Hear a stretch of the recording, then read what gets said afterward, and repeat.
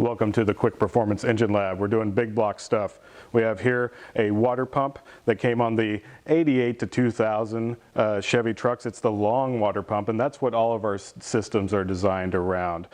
Whenever you're doing an engine swap, I highly recommend replacing the water pump. It's a good time to do it. It's not that expensive. Great preventive maintenance.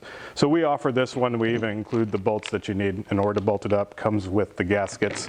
Now you'll need a pulley. So you can either use, if you're doing a conversion, the pulley that came on the small block system, or we get these every now and then and we take them, sandblast them, paint them up. So if you want something clean and fast, we have that. Or we have the brand new GM version of the same pulley.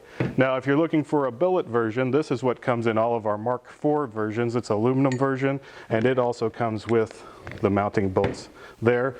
One extra feature, you can see that it's quite a bit taller. We did that. If you're doing a conversion and you want to use the passenger car small block brackets, this pulley allows you to do that.